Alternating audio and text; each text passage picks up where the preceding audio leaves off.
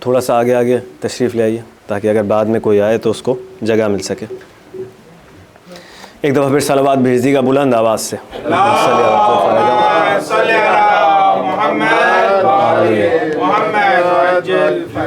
اعوذ باللہ من الشیطان الرجیم. بسم اللہ الرحمن الرحیم. الحمد للہ رب العالمین بارئ الخلائق اجمعین. الصلاۃ والسلام علی عبد اللہ ورسولہ وحبیبہ وصفیہ وحافظ سرہ ومبلغ رسالاتہ سیدنا و نبینا و مولانا ابی القاسم محمد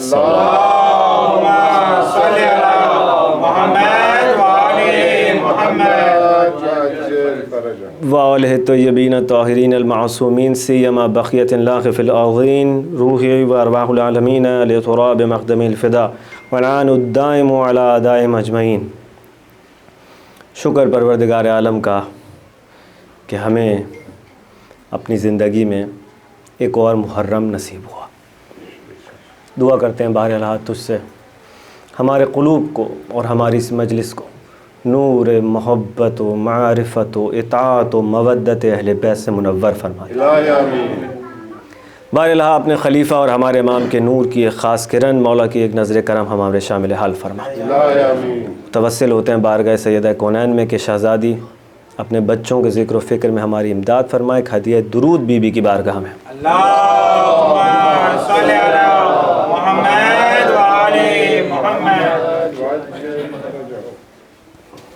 استقبال ماہ محرم ہے اور معرفت اہل بیت زیارت جامع کبیرہ کی روشنی میں اس عنوان سے جو سلسلہ گفتگو انشاءاللہ جاری رہے گا. آج اس کی پہلی نشست ہے. دوستان تھوڑا تھوڑا آگے تشریف لے آئیں تاکہ یہ بچے میرے دوست ادھر آ جائیے صاحب چھوٹے چھوٹے سارے. ایک دفعہ پھر درود بھیج دیجیے گا بلند آواز سے. اللہم صلی علی محمد و آل محمد وعجل فرجہ. نعرہ تکبیر. اللہ اکبر. یک زبان نعرہ تکبیر. اللہ اکبر. نعرہ رسالت یا رسول اللہ. نعرہ رسالت یا رسول اللہ. یک زبان نعرہ حیدری یا علی حیدری یا علی. حضرت زہرا کی جلد از جلد آمد کے لیے بلند تر صلوات. اللہم صلی علی محمد و آل محمد. تو میں کہہ رہا تھا کہ معرفت اہل بیت زیارت جامع کبیرہ کی روشنی میں اس عنوان سے انشاءاللہ آج سلسلہ گفتگو کی پہلی نشست ہے. دوستان نے گزارش کی ہے کہ بعض ہمارے جو میزبان ہیں وہ سوائے اردو زبان کے نہیں سمجھتے ہیں، لہٰذا میں کوشش کروں گا کہ خلاصہ ساتھ ساتھ فارسی زبان میں. البتہ میری ٹوٹی پوٹی فارسی کو آپ انشاءاللہ تحمل کر لیجئے گا. ٹھیک ہے. ایک دفعہ بلند آواز سے درود بھیج دیے گا محمد والا.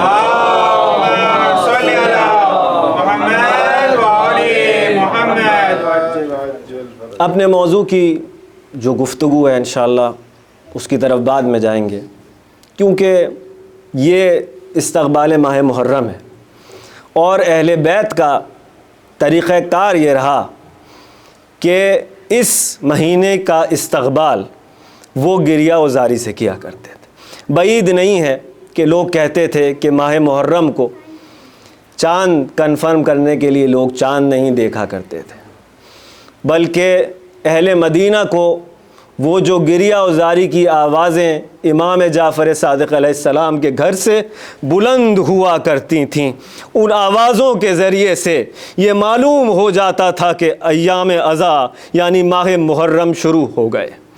پس عزیزان گرامی غور طلب یہ بات ہے کہ ایسا کیا ہے غم حسین کے اندر کہ جو فرمایا تھا معصوم نے کہ انا لقتل الحسین حرارتن فی قلوب المومنین لا تبردوا ابدا. قتل حسین کی وجہ سے ایک آتش ہے دل مومن کے اندر، ایک آگ ہے جو تا ابد خاموش نہیں ہوگی، وہ آگ بجھنے والی نہیں. جزاک اللہ. اللہ اکبر. کتنے اسرار و رموز. سوال یہی ہے کہ کس نے اس آگ کو زندہ رکھا ہوا ہے. اللہ اکبر.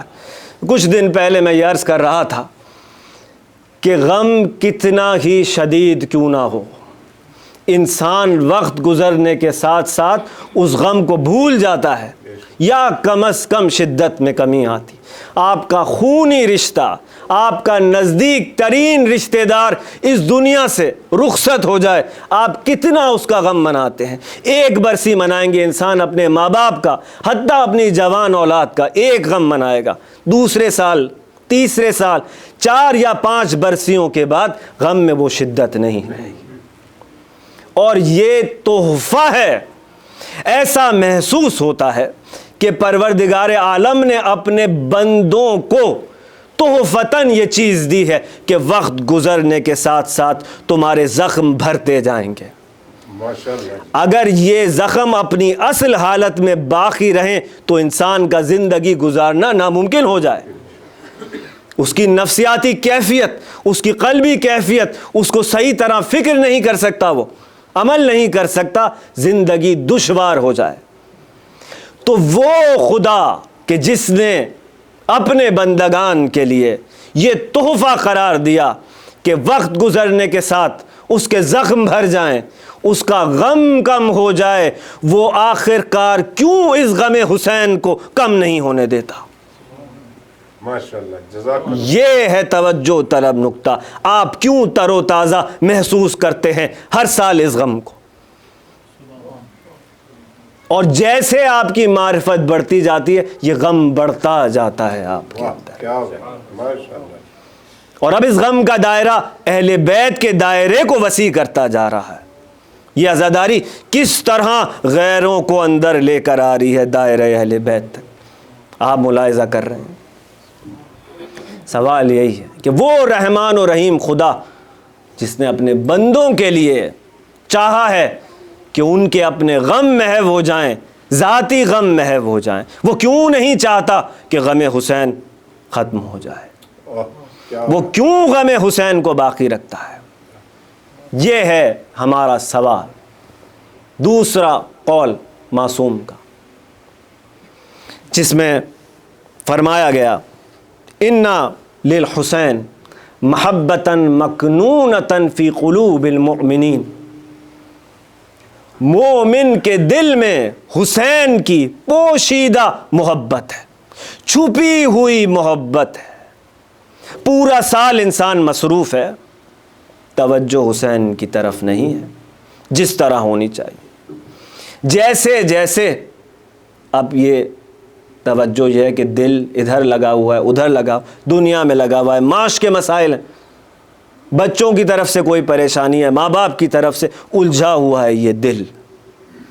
لیکن جیسے ہی ایام عزا نزدیک آنا شروع ہوئے یہ پوشیدہ محبت نکل کر آہستہ آہستہ اوپر آنے لگتی ہے. یہ ہے پوشیدہ محبت. انسان کو خود نہیں معلوم ہوتا کہ یہ چنگاری اندر کہیں دبی ہوئی ہے. ادھر ماہ محرم آیا نہیں کہ جس طرح پروانہ شمع کے اوپر آتا ہے، عزادار فرش عزا کے اوپر آ جاتا ہے. ماشاءاللہ ماشاءاللہ سبحان اللہ.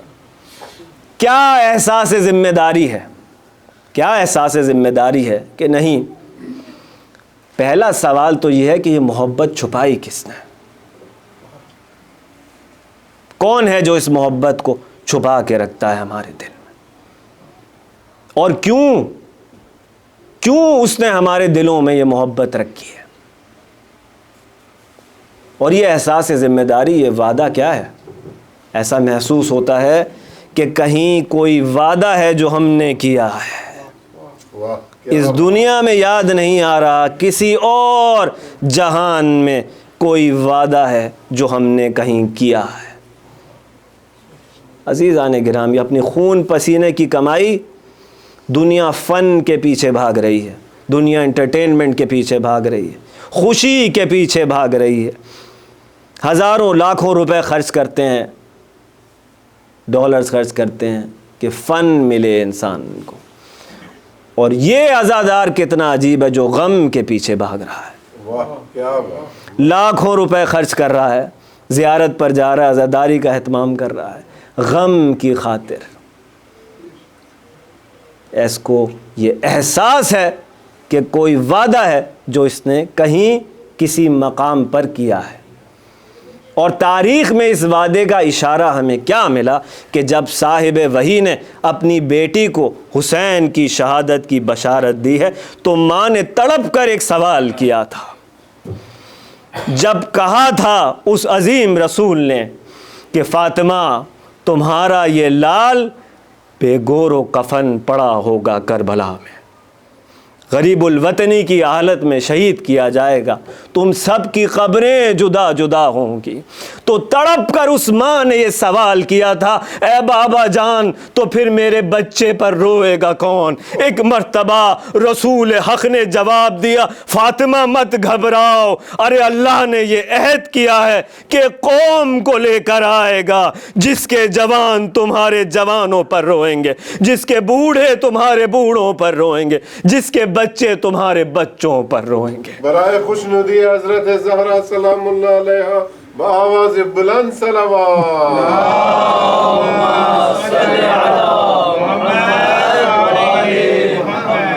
یہ ہے راز اس وعدے کا جو ہم اپنے ذہن میں اپنے دلوں میں محسوس کرتے ہیں, اور جس نے یہ عہد نہیں کیا اس کو سمجھا بھی نہیں سکتے کہ ہمارے دل پر کیا گزر رہی ہے, ہمارا اور حسین کا معاملہ کیا ہے, ہمارا اور اہل بیت کا معاملہ کیا ہے.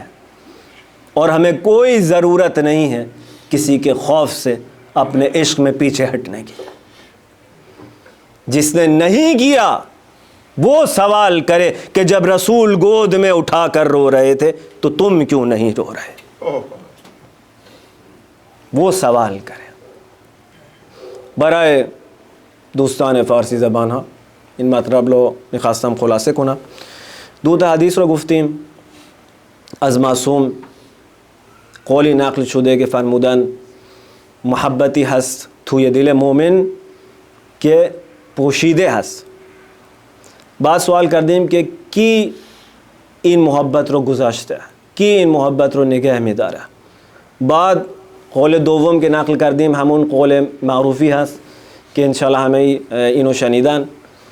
معصوم فرمودن که توی دل مومن برای قتل حسین یه آتشی هست, یه شعله‌ای هست که تا ابد فرو نمیشه, تا ابد این آتش خاموش نمیشود. بعد هم سوال کردیم که کی است که این آتش رو نگه می‌داره و چرا این رو نگه می‌داره. ایک دفعہ درود بھیج دیگا محمد وعلی محمد. اللهم صل علی محمد وعلی محمد وعجل فرجهم. کتنی تاکید معصومین نے کی اس غم کو باقی رکھنے کی, اور ہر تاکید پر آپ نے یہ سوال کرنا ہے کہ کیوں. ابھی حسین دنیا میں آئے نہیں, وہ روایتیں تو چلے میں بعد میں سناؤں کسی روز, جو انبیاء کا معاملہ تھا. کس طرح زکریا ادھر قتل حسین کی پروردگار نے جو ہے وہ رودات سنائی ہے, 3 روز اپنے آپ کو بند کر لیا انہوں نے. بعد دعا کی ہے یحییٰ کے لیے, پروردگار ایک ایسا بیٹا دے جو شہید ہو جائے تاکہ کچھ تو تیرے نبی کے درد میں حصے دار بنوں کہ بیٹے کی موت کیسی ہوتی ہے. اللہ اکبر. ابراہیم علیہ السلام تڑپ رہے ہیں کہ جب بچے کو بچا لیا پروردگار نے. یہ عجیب ہے. فدیناہ بذبح عظیم, ہم نے ذبح عظیم سے بدل دیا. ابراہیم کہہ رہے ہیں بار الہ کس مقام پر پہنچتا اگر اپنے ہاتھوں سے ذبح کرتا, محروم رہ گیا سعادت سے. یہ ہے عشق. پروردگار فرما رہا ہے, وہی ہو رہی ہے ابراہیم اس دنیا میں سب سے زیادہ دوست کس کو رکھتے ہو؟ ابراہیم کہہ رہے ہیں اس کو جس کو تو رکھتا ہے, تیرے آخری نبی کو. ابراہیم کہہ رہے ہیں بار الہ, پروردگار کہہ رہا ہے ابراہیم اپنے بیٹے کی شہادت پر, ذبح ہو جانے پر تمہیں زیادہ درد ہوتا یا اگر میرے اس آخری نبی کا بیٹا ذبح کیا جائے تو تمہیں زیادہ درد ہوگا؟ ابراہیم کہہ رہے ہیں بار الہ اس نبی کے بیٹے کا درد یقیناً مجھے اپنے بیٹے سے زیادہ ہوگا. جبرائیل آ کے واقعہ کربلا سناتے ہیں، ابراہیم زار زار گریا کرتے ہیں، دھاڑے مار مار کر رو رہے ہیں، مصیبت حسین پر ادھر گریا تمام ہوا۔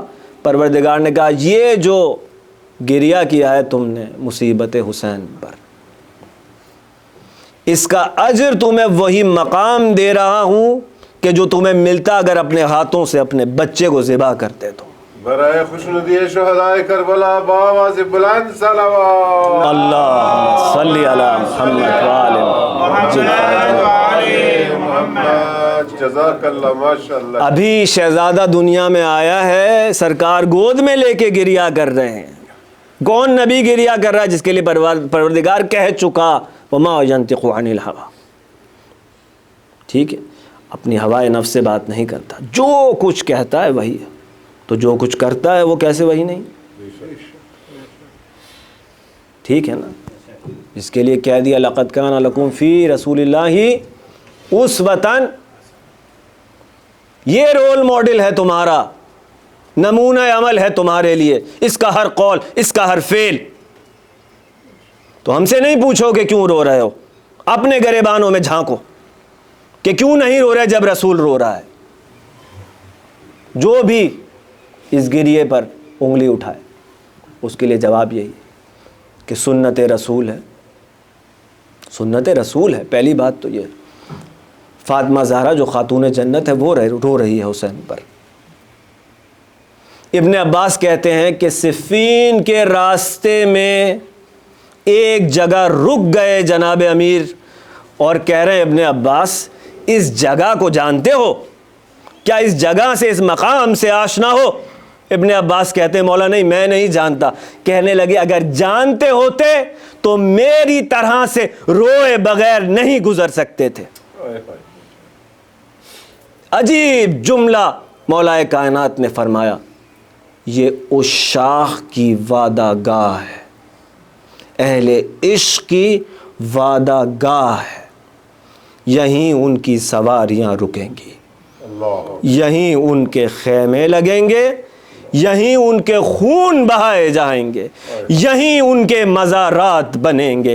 پھر ایک مرتبہ زمین کربلا کی طرف دیکھ کر کہنے لگے کتنی خوش نصیب ہے تو کہ ایسے پاکیزہ افراد کے خون تجھ پر بہائے جائیں گے۔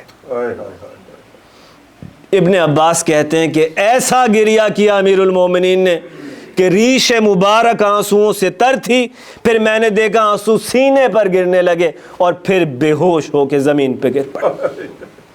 یہ ہے فاتح خیبر، کیا معرفت ہے اس کی اس مصیبت کی۔ اللہ اکبر۔ کیوں اتنا زور دیا ہے اس گھرانے نے؟ بار بار یہی سوال آپ کو اپنے آپ سے کرنا ہے عزیزان گرامی۔ برائے دوستان فارسی زبانہ گفتیم کے گریہ کردن بر سید شہداء سنت پیغمبر اکرم است، ہمون روزی کے ابا عبداللہ الحسین تشریف وردن تو دنیا، رسول اکرم پیغمبر اکرم انہوں دیدن و گریہ کردن، بعد بشارت دادن به حضرت زهرا که انشالله یک قومی هست که میاد و گریه میکنه برای جوانان شما و بزرگانشون بر بزرگان شما و بچه‌شون بر بچه شما. بعد گفتیم که خودش مولای کائنات هم گریه کردن بر سید الشهداء وقتی که توی سفر بودن، میخواستن برن سمت صفین، کربلا ایستادن، بعد بشارت دادن درباره شهادت امام حسین، خود گریستن و دیگران رو هم یہ مرثیه گفتن که هم دیگران هم گریه کردن. یہ صلوات بھیج دیگا محمد علیہ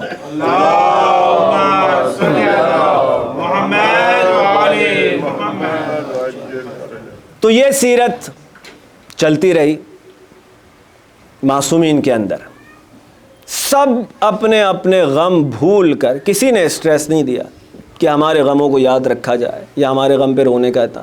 سارے گھرانے کا فوکس اور محور امام حسن مظلومانہ شہادت ہے مولا کی۔ جو زہر اس ظالم نے دلوایا تھا، مولا کی حالت کیا تھی جب مسموم ہوئے؟ کہ جگر کے ٹکڑے دہن سے، ٹھیک ہے نا. مولا حسین سرانے کھڑے گریا کر رہے ہیں، گریا کر. کہا بھائی کیوں رو رہے ہو؟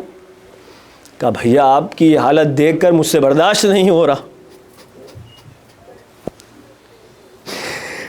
ایک مرتبہ امام حسن نے تڑپ کر صدا دی کہ حسین تم مجھ پر گریا کر رہے ہو. لا یومک یومک لا یومک یومک یا ابا عبداللہ، تیرے عاشور جیسا بھی کوئی روز ہے حسین جو تو مجھ پہ گریا کر رہا ہے. اللہ اکبر. امام حسن امام حسین پر گریا کر. امام سجاد دیکھیں عجیب ہے، قیدی رہا ہوتے ہیں نا تو خوشی مناتے ہیں، دنیا بھر میں آپ دیکھ لیں، مگر ایک بہن تھی زینب کہ ادھر رہائی کا حکم آیا، کہا ایک مکان خالی کروا کے دو. یہ مکان کیوں چاہیے آپ کو؟ اپنے بھائی پر گریا نہیں کر سکی. یہ وہ قیدی ہیں جنہیں رہا ہوتے ہی غم کی تڑپ ہے کہ یہ غم باقی رہے. وہاں شام میں اپنے بھائی کے قاتل کے گھر میں عزاداری کی بنیاد رکھ کر چلی گئی بی بی. اللہ اکبر. قصاب دیکھ رہا ہے بازار میں سید سجاد تشریف لا رہے ہیں. اس نے راوی کہتا ہے کہ قصاب جانور کو ذبح کرنا چاہتا تھا. ایک مرتبہ دیکھا کہ سید سجاد نے گریا شروع کر دیا. گھبرا گیا قصاب کہ شاید کوئی خطا، کوئی غلطی تو نہیں ہو گئی کہ فرزند رسول اس طرح گریا کر رہے ہیں. چھوڑ کر نزدیک آ کر کھڑا ہو گیا. امام سجاد گریا کر رہے ہیں، بازار کے بیچ میں لوگ ارد گرد جمع ہو گئے. اس کے بعد قصاب کی طرف دیکھ کر کیسے اس ذکر کو زندہ رکھا ہے اہل بیت نے. قصاب کی طرف دیکھ کر کہنے لگے اس جانور کو پانی پلا دیا تھا. قصاب کہنے لگا آپ کے جد کی سنت ہے فرزند رسول. کہنے لگا ارے میرا بابا، میرے بھائی نہر فرات کے کنارے پیاسے ذبح کر دیے گئے.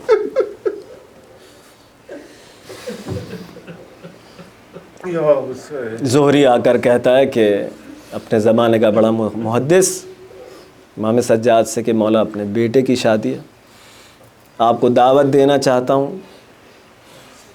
فرمایا زہری تو جانتا ہے کہ اپنے کربلا کے بعد سے خوشیاں منانا چھوڑ. اگر ایک ایسی محفل برپا کرے گا جس میں میرے باپ کا ذکر ہو، میرے مظلوم بابا کا ذکر ہو، تب میں حاضری ضرور دوں گا. پس عزیزان گرامی، اس مجلس کا مقام سمجھنے کے لیے یہ ایک روایت آج کافی ہے ہمارے لیے. زہری نے محفل کا انعقاد کیا، شاعروں کو دعوت دی کہ امام حسین علیہ السلام کا مرثیہ پڑھا جائے. امام سجاد علیہ السلام کو صدر محفل میں جگہ دی. جب محفل کا آغاز ہوا، شعراء نے مرثیہ پڑھنا شروع کیا. ایک مرتبہ گریہ و زاری کی صدائیں محفل میں بلند ہوئیں. زہری کا دھیان بھی ہٹ گیا امام کی طرف سے. ایک مرتبہ زہری نے مقام، جو صدر مقام جہاں بٹھایا تھا محفل کا، ہماری اصطلاح میں سٹیج، وہاں پہ امام کو نہیں پایا. اس نے گھبرا کر ادھر ادھر دیکھنے لگا. دیکھا تو امام سجاد اس محفل میں آنے والوں کی جوتیوں کے نزدیک تڑپ کر کہنے لگا فرزند رسول ارے یہ آپ کے بیٹھنے کا مقام نہیں. کہنے لگے زہری تیری نگاہ ان حاضرین پر ہے، ارے میں کچھ اور حاضرین کو دیکھ رہا.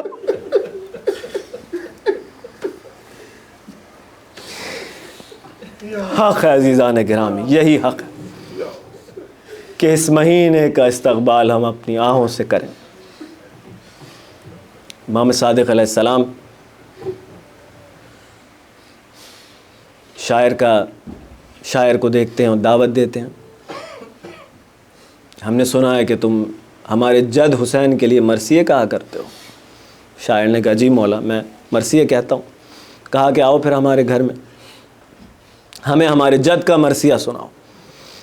پردہ لگوایا گیا، پردے کے اس طرف مستورات ہیں، ادھر یہ شاعر مرثیہ پڑھ رہا ہے امام مظلوم کا، امام رو رہے ہیں، امام کے چاہنے والے رو رہے ہیں، پردے کے پیچھے مستورات رو رہی ہیں۔ گریہ ختم ہوا، محفل ختم ہوئی۔ عجیب جملہ امام صادق علیہ السلام نے فرمایا، ایک تو اس پڑھنے والے کے اجر سے متعلق تھا،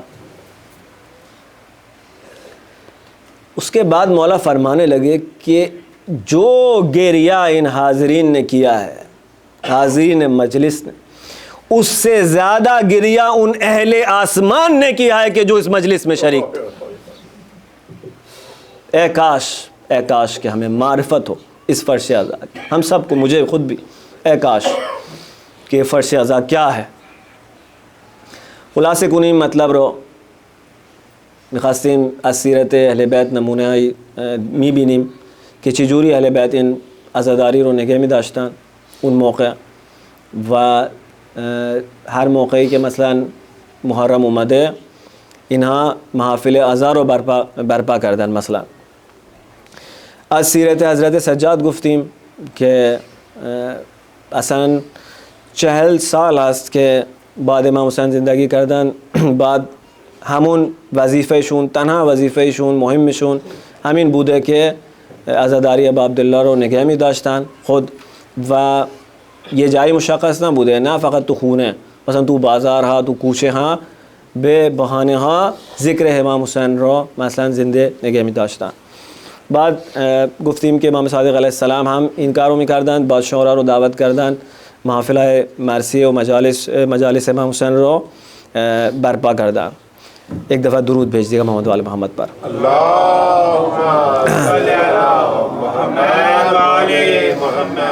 تو وہ سوال مسلسل ہمارے ذہنوں میں رہے کہ اتنا اسٹریس کیوں ہے اہل بیت بعد کرب و بلا، بالخصوص اہل بیت نے جو ایک کام مسلسل کیا ہے ساری ہستیوں نے، وہ یہی کہ اس غم حسین کو کسی نہ کسی طرح باقی رکھا جائے. حتیٰ امام موسیٰ کاظم علیہ السلام کو، ایک دفعہ درود بھیجیے گا مولا کے نام پر.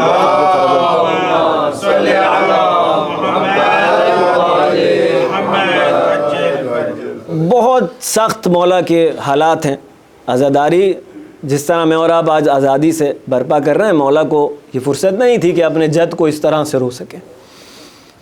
تو کس طرح چھوٹا سا نمونہ کہ اس ذمہ داری کو مولا نے کس طرح ادا کیا اپنی.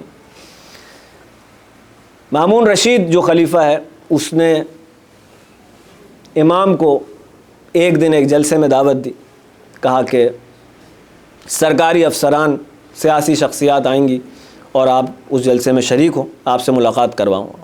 امام بہرحال چاہ رہے تھے کہ کسی طرح اس کو اوائڈ کریں، لیکن اس نے بہت اصرار کیا. بہرحال امام کو بالآخر اس محفل میں آنا پڑا. اب آنے والے تحفے تحائف لے کر آئے اپنے ساتھ، جو بھی اس کے جرنل تھے، سیاستدان تھے، جو اس کی حکومت کے کارندے تھے، بڑے بڑے عہدوں پر تحفے تحائف دیے انہوں نے.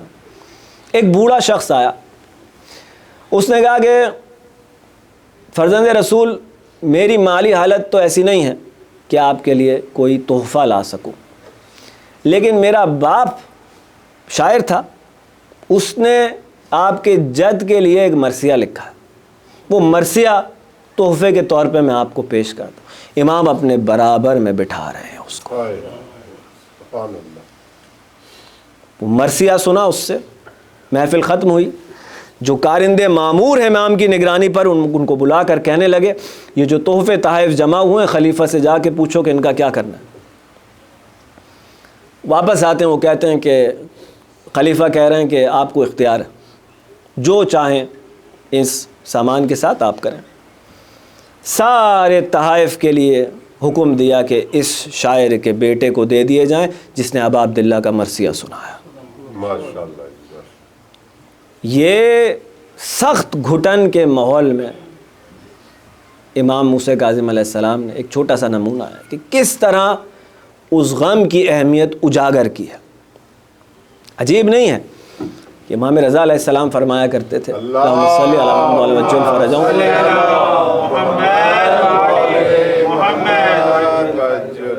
مولا فرماتے تھے کہ چاند محرم کا طلوع ہوتا تھا اور ہمارے بابا کے چہرے سے خوشی کے آثار محو ہو جایا کرتے. یہ غم بڑھتا جاتا تھا جیسے محرم کے دن آگے جاتے تھے. 10 محرم کا روز ہمارے بابا کے لیے سخت مصیبت کا روز ہوا کرتا تھا. یہ تھے امام موسیٰ کاظم. خود امام رضا علیہ السلام. بہت روایتیں سرکار سے منسوب ہیں امام حسین کے لیے، طولانی روایتیں بھی ہیں. ایک چھوٹا سا نمونہ مولا کا صحابی ہے ریان ابن شبیب. عجیب جملہ، ایک جملہ بس. مولا فرماتے ہیں اس سے، یا ابن شبیب ان کنت باکیا لشیء فابکی للحسین. یا ابن شبیب جب کسی شے پر تمہیں رونا آئے تو حسین پر رو لینا. میں نے بڑا غور کیا اس جملے میں کوشش کی کہ مولا کیا سمجھانا چاہ رہے ہیں. دیکھیں، جب انسان کسی سے محبت کرتا ہے نا تو اس کے غموں کو اپنا غم سمجھتا ہے. ٹھیک ہے نا؟ اور جب محبوب کے اوپر بڑی مصیبت گزر چکی ہو، جتنا بھی غم انسان کی زندگی میں آئے، اگر موازنہ کرے اس غم کا غم حسین سے، کیا بات ہے، ٹھیک ہے نا، موازنہ کرے تو وہ غم بہت چھوٹا نظر آئے. ایک طرف امام نے مرہم دے دیا تمام غموں کا، دوسری طرف مولا شاید یہ فرمانا چاہ رہے ہیں کہ اپنے تمام غموں کو غم حسین پر فدا کر دو. برائے خوشنودی جناب سید زینب سلام اللہ علیہ بآواز بلند صلوات. اللہم صلی علی محمد و آل محمد. تمہارا غم جتنا بھی بڑا ہو 6 مہینے کے بچے کے غم جیسا تو نہیں ہو سکتا. کڑیل جوان کا لاشا اٹھانے جیسا تو نہیں ہو سکتا.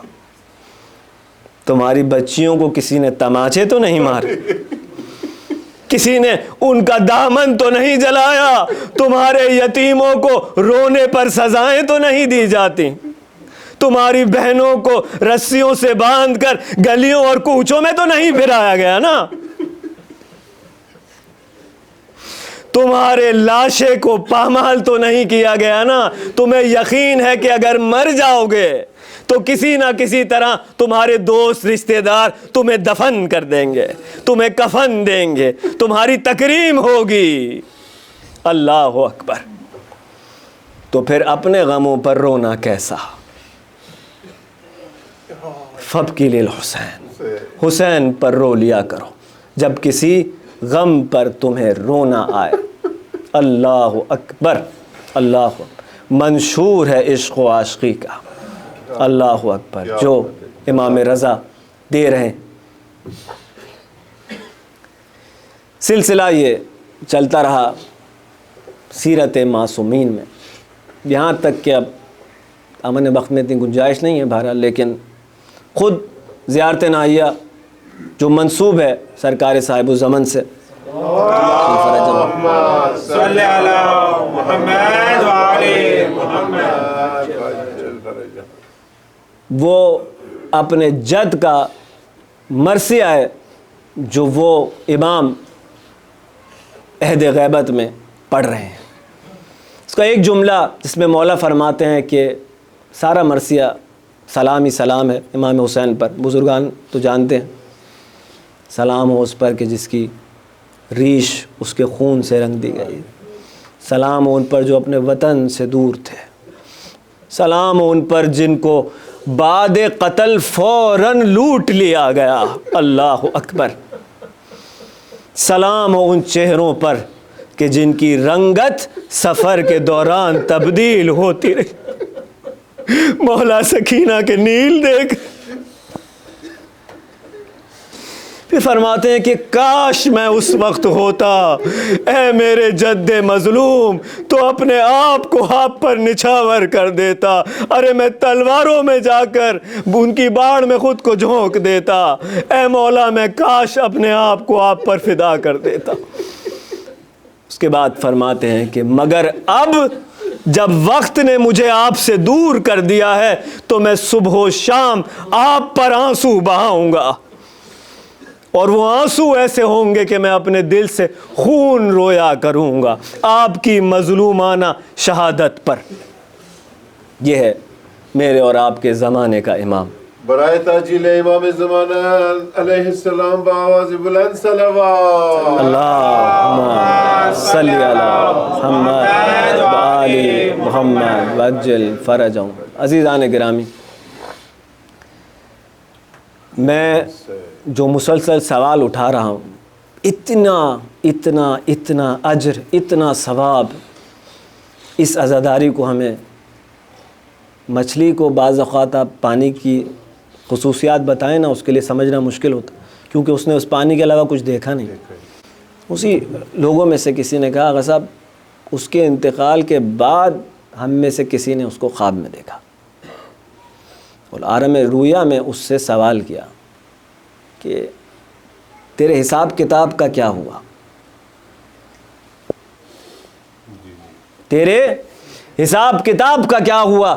تو جواب دیا کہ وہ کوئلہ جو حسین کے نام پر ڈالا تھا وہ کام آ گیا۔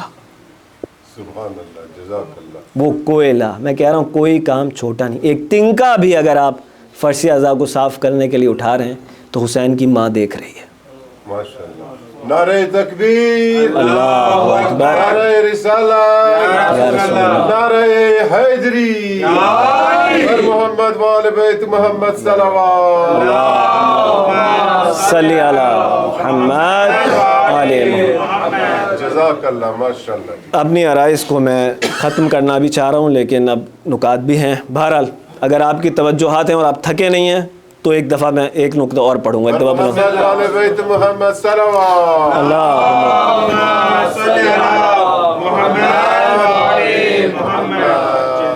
رائے دوستان فارسی زبانہ امیر القاسم بیگیم کے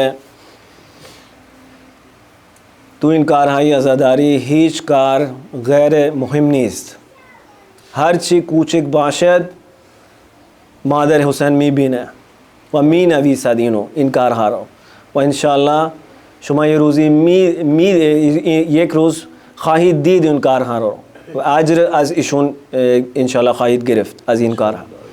درسته؟ از آقا بهجت شنیدم این واقعه رو۔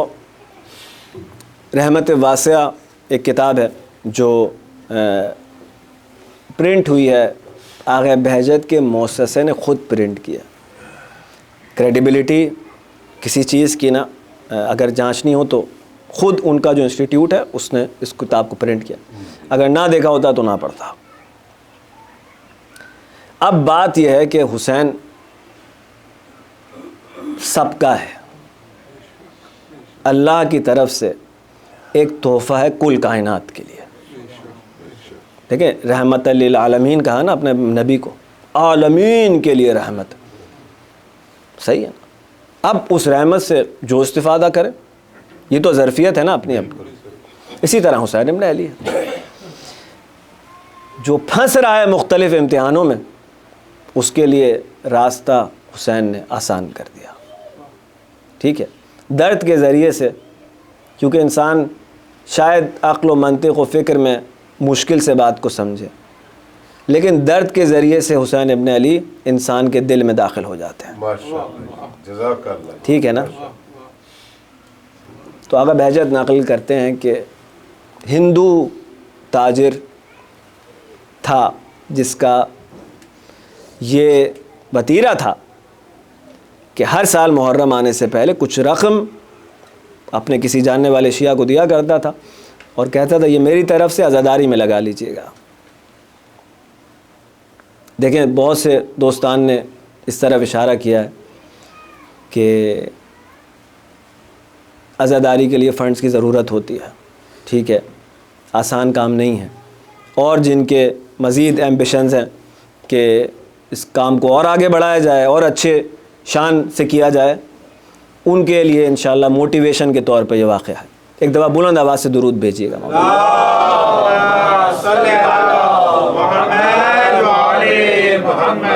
تو آقا بہجت نے نقل کیا کہ ہندو تاجر کا یہ وتیرہ تھا کہ ہر سال محرم سے پہلے ایک رقم کو وہ ریزرو کر دیا کرتا تھا عزاداری ابا عبداللہ کے لیے. مثلا تصور کریں کہ 1 لاکھ، تو اس کے جو ہندو دوست تھے دیگر لگے یار اتنی رقم، بڑی رقم دینے کی کیا ضرورت ہے تمہیں. کہنے لگے اس کا آپ کو بہرحال وہ باز نہیں آیا، کرتا رہا. 1 سال آیا محرم سے پہلے اور کہنے لگا مثلا 10 لاکھ دوں گا اس سال. تو اور زیادہ وہ دوست پریشان ہو گئے کہ ہم تو پہلے ہی جو رقم لگا رہے اس پر تنبیہ کر رہے تھے کہ کیا کر رہے ہو، تم نے اور زیادہ کر دیا. تو اس نے اس داستان کو نقل کیا کہ میں ایک نئے کارخانے کا افتتاح کر رہا تھا. ایک مشین ہم نے لگائی، وہ افتتاح جو ہوتا ہے پہلی بار اوپننگ چلاتے ہیں آپ، تو وہ عمل میں انجام دینے گیا اس مشین کو سٹارٹ کرنے. میرا دامن پھنس گیا اس میں، اس مشین میں، اور اب میں جا رہا ہوں اپنے لباس یعنی کھینچ رہا ہے تو میں بھی جا رہا ہوں، اور میں دیکھ رہا ہوں کہ میں اس جگہ اب گیا کہ جو میرا بچنا ناممکن ہے. میں مشین کے اندر جا رہا ہوں. اچانک ایسا ہوا کہ کسی نے مجھ کو گھسیٹا اور اٹھا کے پھینک دیا. اب ایک دم سے یہ جو معاملہ پیش آیا تو میں حواس باختہ ہو گیا، جس کو ہم کہتے ہیں، سمجھ میں نہیں آیا کہ کیا ہوا. ایک دم سے ہوش واپس ٹھکانے آئے تو میں نے دیکھا کہ دور سے مجھے ایک پرچھائی نظر آ رہی ہے، کوئی جا رہا ہے. تو میں نے پکار کر کہا کہ آپ کون ہیں کہ جس نے مجھے بچایا؟ تو کہنے لگے وہ جس کی عزاداری کے لیے ہر سال 1 لاکھ دیا کرتا ہے. جزاک اللہ، ماشاءاللہ. نعرہ حیدری. بس اس سال سے اب 10 لاکھ دیے جائیں گے. تو عزیزان گرامی، حسین ابن علی کسی کا رکھتے نہیں ہیں. یہ میرے اور آپ کے لیے، ہم سب کے لیے ایک ریمائنڈر ہے کہ اس عزاداری کو برپا کرنے کے لیے انویسٹمنٹ کی غرض سے انویسٹ کریں، پھر دیکھیں کیسے پلٹ کر آتا ہے. آپ دیکھیں اپنی زندگی میں کہ کس کس شکل میں وہ پلٹ کر آئے گا. اور اس اسٹاک ہوم میں ضروری ہے کہ اپنی نسلوں کے لیے ایسے اقدامات کر جائیں آپ کہ جو آپ کے لیے ثواب جاریاں ہوں محشر تک. ایک چھوٹا سا پودا آپ لگائیں گے، جب تک وہ درخت بنے گا، پھل دے گا، تو آپ کے اکاؤنٹ میں مسلسل اس وقت انٹریز ہو رہی ہوں گی جب آپ کو شدید ضرورت ہوگی اس کی. ٹھیک ہے؟ تو اس غرض سے آپ جماعتوں کا ساتھ دیں، جو افراد منعقد کر رہے ہیں عزاداری کو ان کا ساتھ دیں، اور اس امید کے ساتھ کہ انشاءاللہ یہ آپ کے کبھی کام آ گا. ایک دفعہ صلوات بھیج دیگا محمد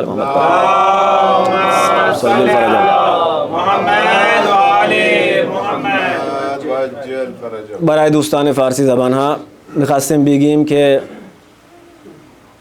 هر کسی که پول خرج میکنه برای عزاداری ابا عبدالله یه روزی برمیگرده و چند برابر میشود انشاءالله تعالی، چون اهل بیت احسان کسی را مثلا نگه نمیدارن اونجور.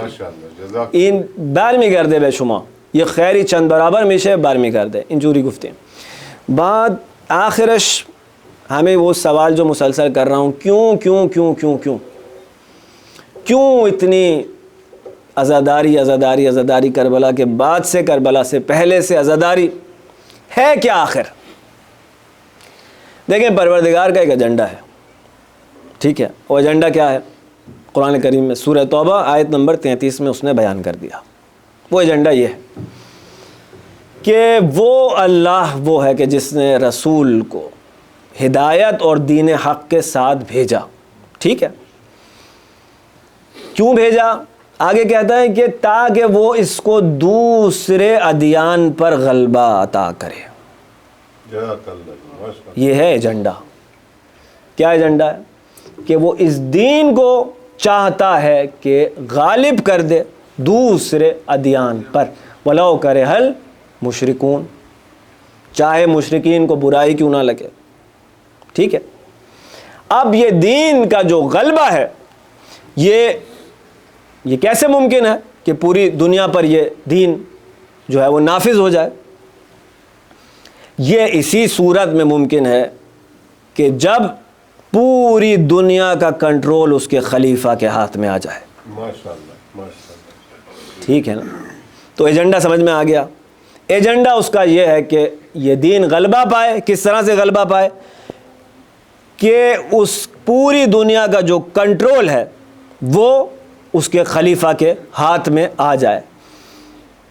اسی لیے یہ حدیث ہمیں بتلا رہی ہے کہ اگر قیامت میں ایک روز بھی رہ جائے گا تو پروردگار اس مہدی کو ظاہر کر کے رہے گا. امام زمانہ علیہ السلام بآواز بلند صلوات. اللہم صلی علی محمد جزاک اللہ جی ماشاءاللہ. ایک روز بھی رہ جائے گا، بتلا یہ رہا ہے کہ وہ جو میرا ایجنڈا ہے نا وہ میں پورا کر کے رہوں گا. خدا اپنے نور کو پورا کر کے رہے گا. ٹھیک ہے، وہی باتیں ہیں، چاہے کافروں کو برا کیوں نہ لگے، چاہے مشرکین کو برا ہی کیوں نہ لگے. دین سے آپ کو لاکھ فرار کرنا چاہیں دنیا والے، پروردگار کہہ رہا ہے ایک روز بھی اگر میری قیامت میں رہ گیا تو وہ حکومت قائم ہو کر رہے گی انشاءاللہ انشاءاللہ. اچھا، ایجنڈا تو سمجھ میں آ گیا. اس ایجنڈے کا عزاداری کے ساتھ کیا تعلق ہے؟ ظہور کا عزاداری کے ساتھ کیا تعلق ہے؟ بس یہی آج کا جو خلاصہ ہے سارا وہ یہ ہے. آغا پناہیان ہمارے دور کے استاد پناہیان بڑے بزرگ ہیں، اور خاص طور پہ جوانوں کو ایسا ہے کہ جیسے میگنیٹ لگا ہوا ہے، ان کے ساتھ ایسے جڑے رہتے ہیں جوان. آغا فرماتے ہیں کہ میں اس خطبے کو حضرت صاحب الزمن کے سنا کرتا تھا. ایک دفعہ درود بھیج دیجیے گا مولا کی ذات میں.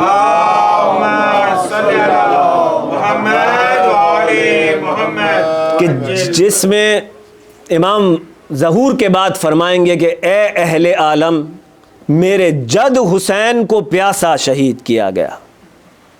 ٹھیک ہے نا؟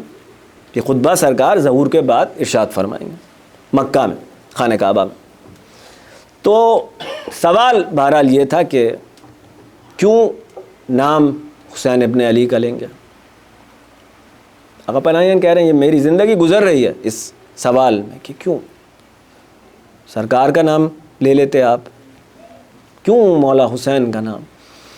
کہنے لگے جیسے جیسے یہ اربعین حسینی کا اجتماع رونق اختیار کرتا گیا اور اب جس مقام پر اربعین کھڑا ہوا ہے، میں دیکھ رہا ہوں کہ پوری دنیا یا حسین یا حسین یا حسین سن رہی ہے. ٹھیک ہے؟ اب دنیا کو جو اس کی توضیح ہے وہ یہ ہے کہ دنیا کو یہ تو سمجھ میں آ گیا بھائی کہ کوئی کاز ہے جو باقی ہے. جب یا حسین باقی ہے تو حسین کا کاز باقی ہے. حسین کا کاز کیا ہے؟ کیوں نکلے حسین ابن علی گھر سے؟ کہ یزید جیسے لوگ حاکم نہ بنے. خلیفۃ اللہ کے ہاتھ میں اس دنیا کی مہار ہونا چاہیے. ٹھیک ہے؟ حسین کا ایجنڈا بھی سامنے. تو یہ غم کو باقی رکھنا، حسین کے کوس کو باقی رکھنا. یہ کیوں خاک شفا کے دانے آج بھی روزے عاشور لال ہو جاتے ہیں گھروں میں، عزا خانوں میں؟ پاکستان میں ہماری روایت ہے، کیوں سرخ ہو جاتے ہیں؟ کہتے ہیں کہ یحییٰ علیہ السلام کے خون کا جب تک انتقام نہیں لیا گیا شام میں جو بھی پتھر اٹھایا جاتا تھا اس کے نیچے سے خون ابلتا تھا. ٹھیک ہے نا؟ آپ نے داستان سن رکھی. پھر وہ آیا بادشاہ اور اس نے قاتلوں کو پکڑا، لیکن پھر بھی خون بند نہیں ہو رہا تھا. پھر داستان طویل ہے. کسی نے کہا نہیں وہ ایک خاتون ہے مثلا جو انوالو ہے، وہ ابھی بھی کسی گاؤں میں چھپی ہوئی ہے، اس کو بلایا گیا، اس کے بعد وہ خون رکا. سن رکھی ہیں آپ نے داستانیں. کیوں آج بھی پتھروں سے خون ابل رہا ہے؟ میوزیم میں امام حسین علیہ السلام کے روضے کے کربلا کچھ سال پہلوں کی آپ ویڈیوز دیکھیں جا کے، تازہ خون ابل رہا ہے. یہ کیا ہے جو ابھی تک باقی ہے؟ حسین کا انتقام باقی ہے. ٹھیک ہے؟ اور انتقام قاتلوں سے تو اپنی جگہ پر ہے، لیکن بہترین انتقام کیا ہے؟ کہ جو حسین چاہتے تھے وہ ہو جائے. ٹھیک ہے؟ تو کہنے یہ لگے کہ جیسے ہی اب دنیا یا حسین سے اتنی مانوس ہو چکی ہوگی کہ جیسے ہی مولا آ کر کہیں گے میں اس حسین کا بیٹا ہوں، لوگ فوراً کنیکٹ کر جائیں گے کربلا کا انتقام لینے والا آ گیا. ماشاءاللہ جزاک اللہ. ٹھیک ہے نا؟ ایک نقطہ یہ عزاداری کے جو اسرار و رموز ہیں ان میں سے ایک سر یہ ہماری سمجھ میں آ رہا ہے. دوسرا کیا ہے؟ دائرے کو وسیع کر رہی ہے. جیسے میں پہلے کہہ رہا تھا یہ مکتب اہل بیت میں جو لوگ آ کے شامل ہو رہے ہیں اگر یہ یا حسین آپ نہ کر رہے ہوتے, سڑکوں پہ نکل کر جلوس نہ نکال رہے ہوتے, روحوں کو جھنجھوڑ نہیں رہے ہوتے کہ جاگو حسین قتل ہو گئے, تم اپنی زندگیوں میں مست ہو مگن ہو جیسے کچھ ہوا ہی نہیں, اور اس نبی کا کلمہ پڑھتے ہو جس کا نواسہ تھا حسین ابن علی, تو تمہارے کان پہ جوں کیوں نہیں رینگ رہی؟ آپ جھنجھوڑ رہے ہیں روحوں کو. تو روحیں ہیں جو بیدار ہو رہی ہیں اس عزاداری کی وجہ سے. اگر یہ شور و غل جس کو بزرگان کہتے ہیں جس مکتب میں نہیں ہوتا, یا حسین کا شور ہے کہ جس نے مکتب اہل بیت کو زندہ رکھا ہوا. اور کبھی انسان کو خیال آتا ہے شاید کہ شاید میں ہوں کہ جو اس غم کو باقی رکھے ہوں. الٹا ہے عزیزان گرامی, یہ غم ہے جس نے ہمیں قوم کی شکل میں باقی رکھا ہوا ہے. کیوں؟ آپ کے لہو سے دیواریں بنوا دی گئیں, ہاتھ کاٹے گئے, پیر کاٹے گئے آپ کے. کیسے باقی ہے آپ آج تک کیسے باقی ہیں؟ جہاں چاند محرم ہوگا آپ حسین کا ذکر ڈھونڈتے ڈھونڈتے جمع ہوں گے. 4 ملیں گے, 8 ملیں گے, 10 ملیں گے. ویرانی ترین جگہ پر اگر 2 عزادار ہوں گے, 1 عزادار ہوگا, حسین کا ذکر باقی رکھے گا. اسی طرح آج ہم جو سوسائٹیز بن رہی ہیں ہماری, چاہے آپ کا علمدار روڈ ہو, ہزارہ ٹاؤن ہو, کس بنیاد پر بنا رہے ہیں آپ؟ ایک حسین کے ماننے والے ہیں. اسی لیے ہے نا. اسی طرح ہمارے کراچی میں ایک امام بارگاہ بنتی ہے, اس کے ارد گرد لوگ گھر خریدنا شروع کر دیتے ہیں, فوراً قوم بننا شروع ہو جاتی ہے, چھوٹے چھوٹے حسینی گاؤں بننے لگتے ہیں. عزیزان گرامی ٹھیک ہے نا. تو معلوم ہوتا ہے اس یا حسین نے ہمیں قوم کی شکل میں زندہ رکھا ہوا ہے.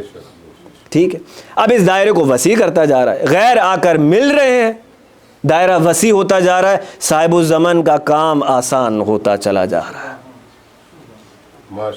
سمجھ رہے ہیں عزیزان گرامی نکتہ؟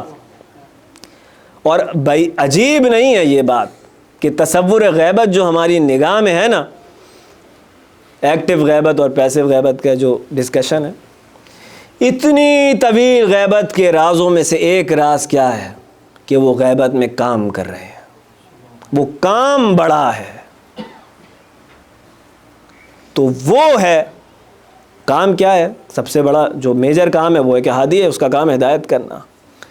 تو وہ ہے جو اس عزاداری کے تھرو قلوب کی ہدایت کر رہا ہے اور اپنے لشکر کو بنائے جا رہا ہے, بنائے جا رہا ہے, بنائے جا رہا ہے. ایک روز میں ظہور نہیں ہوگا عزیزان گرامی.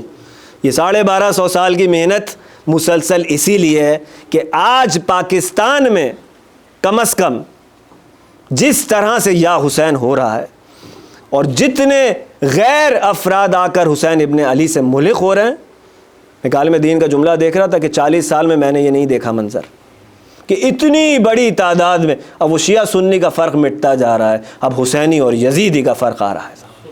برائے سر سلامتی امام زمان علیہ السلام باواز بلند صلوات. اللہم صلی علی محمد اجل فرجہم. جزاک اللہ ماشاءاللہ. بس عزیزان گرامی یہ کام غیبت میں سرکار یقیناً انجام دے رہے ہیں. اور کیسے نہ ہو کہ اس علی کے وارث ہیں کہ جس نے کہا تھا میں وہ ہوں جو باطل کے سینے کو چاک کر کے اس کے اندر سے حق نکال لیتا ہے. ماشاءاللہ ماشاءاللہ. اللہ اکبر. پتہ چلے گا جب کہیں گے کہ میں اس حسین کا بیٹا ہوں کہ جس کو پیاسا شہید کر دیا گیا. دوستان فارسی زبان ہم گفتیم کے حاصل ان چہروئی بحث این بود که بالاخره خدا میخواد این دین اسلام تو کل جهان غلبه پیدا میکند و اون غلبه فقط از طریق حکومت مهدی علیه السلام عجل الله تعالی فرجه الشریف انشاءاللہ. اللهم صل علی فرج.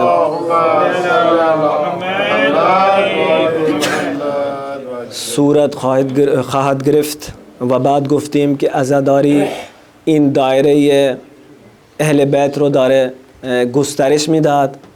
بعد خیلی از غیر شیعه الان میان ملحق میشن به اهل بیت به همین برکت عزاداری ابا عبدالله. و یکی از حکمت عملی این یک حکمت عملی است که اهل بیت داشتند اون موقع، مثلا بنیانگذار بودند برای این چیز که یک روز انشاءالله ثمر این عزاداری، یکی از ثمرهای این عزاداری انشاءالله به شکل ظهور حضرت حجت انشاءالله ما خواهیم دید. یک درود بر محمد و آل محمد. اللهم صل على محمد و آل محمد. وعجل فرجهم. پروردگار آپ کی سماعتوں کو قبول کرے، آپ کے خلوص کو قبول کرے. آج ہم نے کوشش کی کہ ماہ محرم کا استقبال ابا عبداللہ کی عزاداری کے ذکر سے کریں. سوچیں کہ کیوں اتنا زیادہ اسٹریس حضرات معصومین نے اس عزاداری پر دیا. عزیزان گرامی، ایک روز مدینہ کی مسجد تھی جس میں عبداللہ ابن زبیر کے ساتھ امام حسین تشریف فرما تھے. قاصد آیا حاکم مدینہ کی طرف سے، کہنے لگا کہ فرزند رسول آپ کو حاکم مدینہ نے طلب کیا ہے. مولا نے فرمایا کہ ابھی ہم مصروف ہیں، کہہ دو کہ پھر آئیں گے. قاصد چلا گیا. عبداللہ ابن زبیر کہنے لگے کہ فرزند رسول آپ کے خیال میں کیا بات ہوئی ہے جو اتنی رات کو اس نے طلب کیا؟ علم امامت نے ظہور کیا اور مولا نے فرمایا کہ شام کا حاکم مر گیا ہے، اس کا بیٹا اس کی جگہ بادشاہ بنا ہے اور ہمیں بیعت کے لیے طلب کیا گیا. کہنے لگے یہ جو ساتھ بیٹھے ہوئے تھے عبداللہ ابن زبیر کہ فرزند رسول نہ جائیں اور رات کی تاریکی میں اپنی جان بچا کر نکل جائیے. جواب دیا مولا نے کہ ابن زبیر، حسین وہ نہیں ہے جو رات کی تاریکی میں نکل جائے. اللہ اکبر. بہرحال پھر آیا قاصد، فرزند رسول پھر بلایا ہے. بہرحال امام مسجد سے اٹھے، بنی ہاشم کے جوانوں کو طلب کیا، ان کو جمع کیا، صورتحال سے آگاہ کیا اور اس کے بعد کہا کہ میرے ساتھ چلو، جب تک میری آواز بلند نہ ہو باہر میرا انتظار کرنا. ٹھیک، تشریف لے گئے اور جب اندر گئے تو حاکم مدینہ نے، والی مدینہ نے عزت احترام کیا. سامنے خط رکھ دیا یزید کی طرف سے. کہنے لگا فرزند رسول مجھے یہ حکم دیا گیا ہے کہ آپ سے بیعت کا تقاضا کروں، اور اگر آپ بیعت نہ کریں تو آپ کا سر قلم کر کے اس کو بھیج دوں. امام نے فرمایا کہ رات کو جو بیعت ہے وہ تو مناسب نہیں ہے اس سیکریسی میں، صبح ہونے دو، پھر غور کریں گے کہ کون بیعت کا مستحق ہے. ٹھیک ہے. اس نے ایگری کیا. اس نے کہا ٹھیک ہے، آپ صبح جب ہو جائے تو پھر بتائیے گا کہ کیا ہے. مولا اٹھ کر تشریف لے جانے لگے. مروان ابن حکم، اہل بیت کا بدترین دشمن، وہاں پر موجود تھا.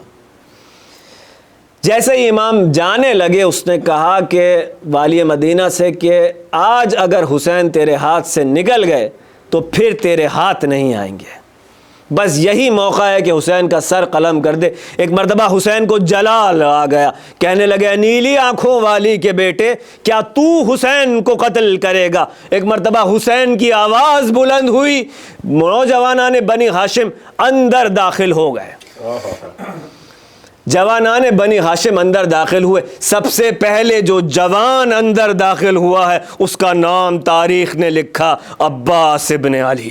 برائے خوشنودی جناب حضرت عباس علیہ السلام بآواز بلند صلوات. اللهم صل على محمد و آل محمد. بس عزیزان گرامی، جوانان بنی ہاشم کے جھرمٹ میں حسین وہاں سے باہر آئے. اس کے بعد عباس سے کہنے لگے کہ عباس اب مدینہ رہنے کے قابل نہیں رہا. بھیا عباس سفر کی تیاری کرو. اب ایک رات رکے مولا اس واقعے کے بعد, یا 2 یا 3 راتیں, تاریخ میں اختلاف ہے. بہرحال وہ جو آخری رات تھی اس میں راوی کہتا ہے کہ میں نے دیکھا حسین اپنے گھر سے باہر نکلے تو میں بھی حسین کے پیچھے پیچھے چلا.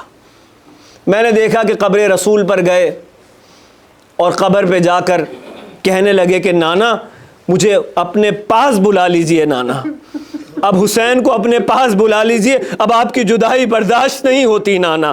ایک مرتبہ وہاں سے چلے, راوی کہتا ہے رات کا اندھیرا, میں ساتھ ساتھ چل رہا ہوں, میں پیچھے پیچھے امام کے. ایک مرتبہ دیکھا کہ اپنے بھائی حسن کی قبر پہ چلے گئے. ایک مرتبہ جا کر کہنے لگے بھیا آخری رخصت کے لیے آیا ہوں, اب حشر میں ملاقات ہوگی بھیا. راوی کہتا ہے میں دیکھ رہا ہوں حسن کی قبر سے اپنی مادر گرامی کی قبر کی طرف جا رہے ہیں, اور ایک مرتبہ قبر زہرا پر جا کر میں نے یہ آواز سنی کہ کہہ رہے تھے کہ اماں حسین کا سلام قبول کیجئے. ایک مرتبہ قبر مبارک سے جواب آیا اے میرے پیاسے بیٹے تجھ پر بھی تیری ماں کا سلام ہو. راوی کہہ رہا ہے کہ میں دیکھ رہا ہوں قبر رسول پر گئے نا تو بڑے وقار کے ساتھ گئے, امام حسن کی قبر پر اپنے بھائی کی قبر پہ گئے تو بڑے وقار کے ساتھ گئے. عجیب بات تھی, ایک مرتبہ فاطمہ زہرا کی قبر کی طرف ایسے دوڑے کہ جیسے بچہ اپنی ماں کی آغوش میں جانے کے لیے ارے بے قرار ہو کے دوڑا کرتا ہے. بس عزیزان گرامی سامان سفر باندھا گیا. ایک مرتبہ لوگ آ رہے ہیں, لوگ جا رہے ہیں. ایک راوی کہتا ہے کہ میں آیا, میں نے مدینے والوں سے دیکھا کہ آج تم لوگوں کی سوگواری کا دن ہے. لوگوں نے مجھے جواب یہ دیا کہ آنے والے شاید تو اجنبی, تجھے معلوم نہیں آج رسول کا نواسا رسول کے شہر کو چھوڑ کر جا رہا ہے. عزیزان گرامی لوگ آ رہے ہیں, امہات جو ساری مومنین ہیں وہ آ رہی ہیں, سرکار کی ازواج میں سے تشریف لوگ آ رہے ہیں, ملنے کے لیے لوگ آ رہے ہیں حسین کو پرسہ دینے. ایک مرتبہ وہ بیوی آئی جس نے اہل بیت سے وفا کی ہے, اللہ اکبر, اور اس بیوی کا نام ہے ام سلمہ. دیکھیں بڑے اسرار اس بیوی کو معلوم ہے کربلا کے, ٹھیک ہے نا, بڑے اسرار معلوم ہے سرکار کی اس زوجہ کو. ہمارا سلام ہو بی بی ام سلمہ پر. ایک مرتبہ آ کر کہنے لگیں حسین جا رہے ہو میں نہیں روکوں گی, بیٹا جہاں کہیں بھی جاؤ عراق کی طرف مت جانا. اس کے بعد ایک واقعہ نقل کیا, کہنے لگیں کہ حسین دیکھو ایک مرتبہ تم چھوٹے تھے نا تو واقعہ یہ ہوا کہ رسول گھر میں آئے تھے اور کہنے لگے ام سلمہ آج ہماری طبیعت کچھ ٹھیک نہیں ہے, ہم آرام کرنا چاہتے ہیں, کوئی ملنے کے لیے آئے تو ملنے مت دینا. میں نے کہا کہ ٹھیک ہے, میں دروازے پر پہرا دینے کے لیے بیٹھ گئی کہ کوئی آئے نہ ملاقات کے لیے. تم چھوٹے تھے, تم آئے اور تم نے کہا کہ نانی اماں ہمیں اپنے نانا سے مل. میں نے کہا کہ بیٹے مجھے حکم یہ دیا ہے کہ آج ہم کسی سے نہیں ملیں گے. ایک مرتبہ تڑپ کر تم نے کہا کہ نانی اماں کیا ہم سے بھی نہیں ملیں گے. میں نے ہاتھ جوڑ کر کہا کہ میرے لال حکم تو یہی ہوا ہے. ایک مرتبہ تم چلے گئے, تم جانے لگے, اندر سے رسول کی آواز سنائی دی, ارے ام سلمہ کیا تو نے میرے حسین کو واپس کر دیا. اللہ اکبر. کہتی ہے کہ میں آئی, میں نے کہا میرے بچے مجھے معاف کر دے, آج میں سمجھ گئی کہ دوسرے اور ہیں. اے حسین تیری بات اور ہے, چل میرے ساتھ, تجھے نانا نے بلایا ہے. حسین اپنے نانا کے پاس چلے گئے اور ام سلمہ کہتی ہیں کہ بیٹا میں باہر ہی بیٹھی ہوئی تھی کہ نانا اور نواسا جو ہیں وہ کمرے میں اکیلے تھے. حسین کچھ دیر بعد میرے لال تیرے نانا کے گریے کی آواز بلند ہوئی. تیرے نانا کے گریے کی آواز بلند ہوئی، میں گھبرا گئی۔ جیسے ہی میں حجرے میں داخل ہوئی میں نے دیکھا کہ تو سینے سے لپٹا ہوا ہے، تجھے سینے سے لپٹا کر گریا کر رہے۔ میں گھبرا گئی۔ میں نے کہا اللہ کے رسول کیا بات ہوئی؟ کہنے لگے میں ابھی اس بچے کو دیکھ کر خوش ہوا تھا کہ پروردگار کا میسنجر، اس کا فرشتہ آیا، اس نے مجھے یہ بشارت دی ہے کہ میرا یہ بچہ ارے سرزمین کربلا پر بے یار و مددگار شہید کیا جائے گا۔ مجھے جبریل نے اس کی قبر کی مٹی بھی دی ہے۔ بس میرے لال حسین، وہ مٹی آج بھی میرے پاس ہے۔ میرے بچے، تیرے نانا نے عراق کا نام لیا تھا، تو میری تجھ سے گزارش یہی ہے کہ جہاں بھی جانا چاہتا ہے جا، لیکن عراق کی طرف نہیں جانا۔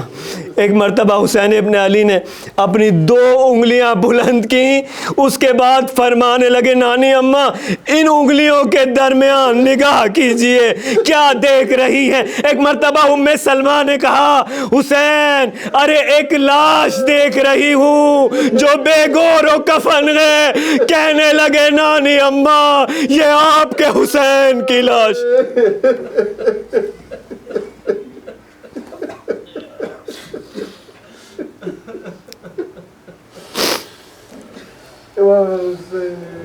سيعلم الذين ظلموا أي منقلب ينقلبون۔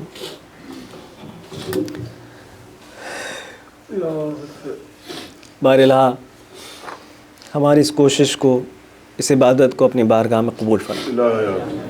حاضرین محفل، بانیان محفل جنہوں نے زحمتیں اٹھائی ہیں تیرے حسین کے لیے فرش عذاب بچھانے میں، بہرحال ان کی تمام حاضرین کی، تمام مومنین کی جہاں کہیں بھی دنیا میں تیرے حسین کے عزادار ہیں، ان کی شرعی حاجات کو پورا فرما۔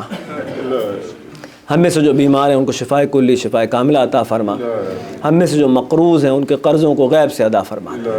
جو تنگ دست ہیں بہرحال ان کی